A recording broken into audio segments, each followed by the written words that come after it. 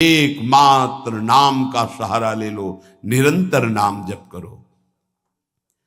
जो जितना अधिक नाम जप करेगा उसे उतनी अधिक भागवतिक शक्ति प्राप्त होगी।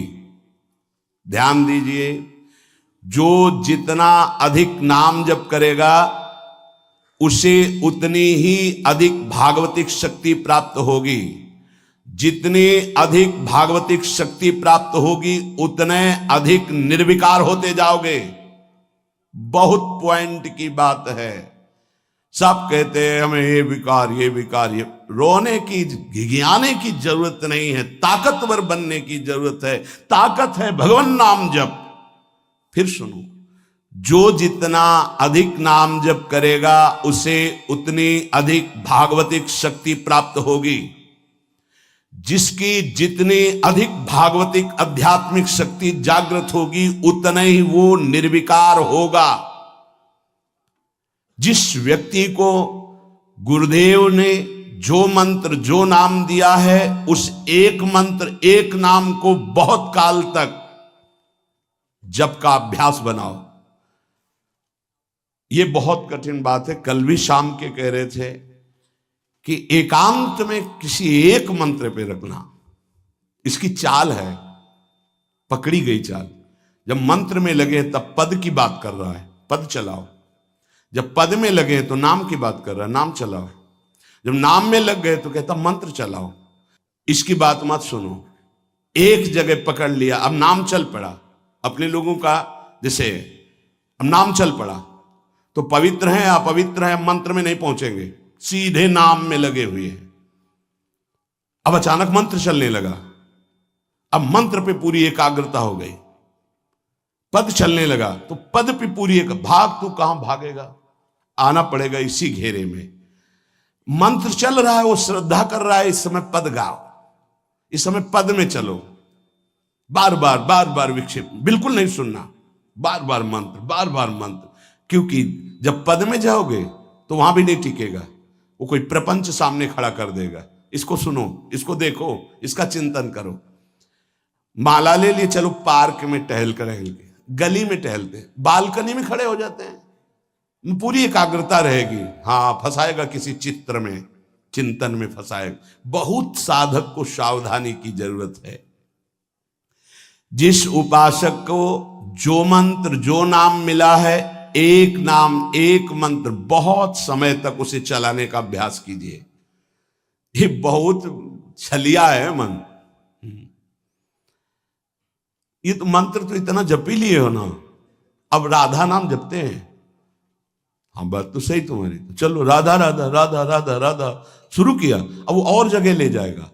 इसका मतलब इसकी सलाह सत से सत, पहले सत से सत और फिर सत से असत में ले जाएगी। इसका मतलब जहां हमें लग गए वहां हमें लगना चाहिए, इसकी सलाह नहीं माननी चाहिए।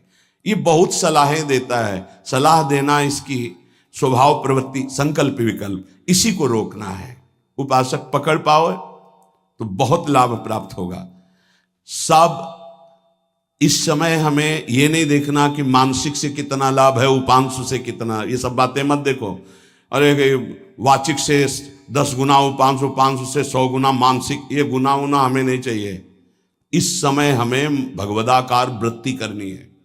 हमें कोई लाभ हो हानि हो, गुना से मतलब नहीं है। वहां जपने से इतना लाभ, वहां जपने, हमारा केवल लक्ष्य है प्रभु का स्मरण। पकड़ो बात।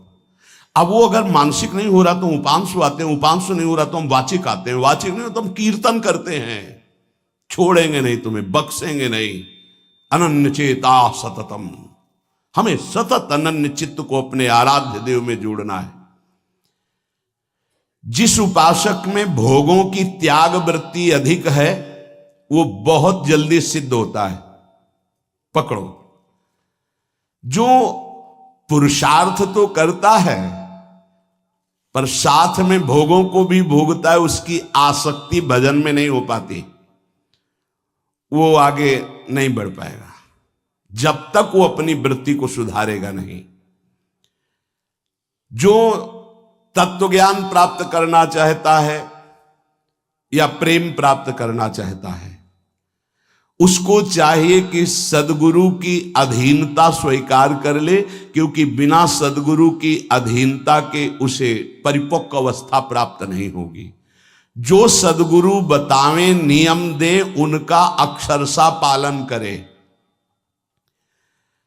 जब सदगुरु की कृपा से अधिक जप होने लगता है तो शरीर के परमाणु नामाकार मंत्राकार हो जाते हैं।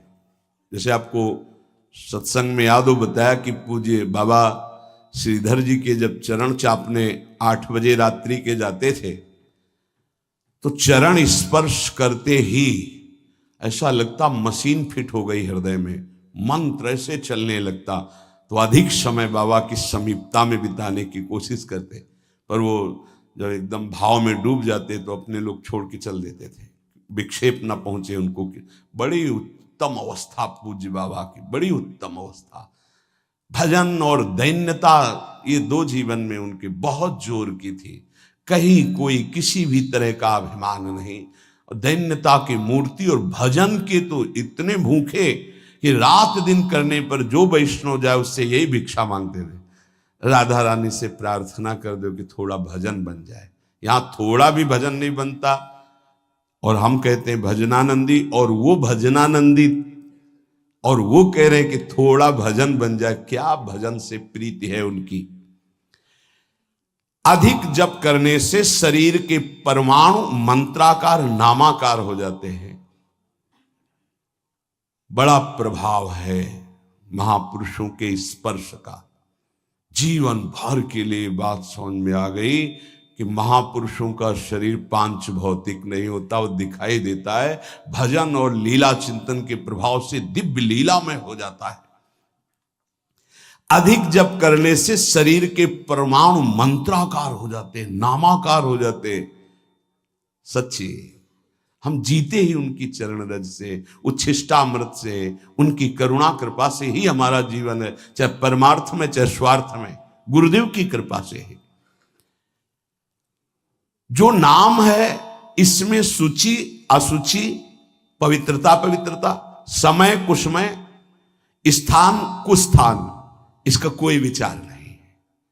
लेकिन मंत्र में इसका विचार। मंत्र नहीं चला सकते कि शौचालय में बैठे मंत्र जप रहे हो, या आप लघु शंका करते हुए मंत्र जप रहे हो, या आप शौचालय लघु शंका से निवृत्त होकर पवित्र नहीं हुए, वही कपड़े जो शौच में वही आप नहीं, ऐसे नहीं, फिर आपकी बुद्धि विकारग्रस्त हो जाएगी। ये महापुरुषों के निर्णय है। जो नाम जप करता है, भगवान नाम कीर्तन करता है, तो उसमें निश्चित भाव जागरण होता है। पर हमारी प्रार्थना है, निवेदन है, पूज्य बाबा कह रहे, असलियत में जब तक तुम्हारे अंदर कोई भाव तुम्हें बेशुद्ध न कर दे तब तक कोई नाटक मत करना। अरे बड़े भावुक हैं भाई, ऐसे से ऐसा रोना, चिल्लाना, बेसुरा बोलना, नाचना, गिर पड़ना, मूर्छित हो जाना, असलियत में ये सब भाव आते हैं। जब अधिक नाम जप, नाम कीर्तन, तो ये सब जागृत होता है। अगर ईमानदारी से जागृत नहीं है तो कोई इस भाव का नाटक न करे। बाबा कह रहे, नहीं तो दम्भ रोग लग जाएगा आपके भजन में और वो आपको पतित कर देगा।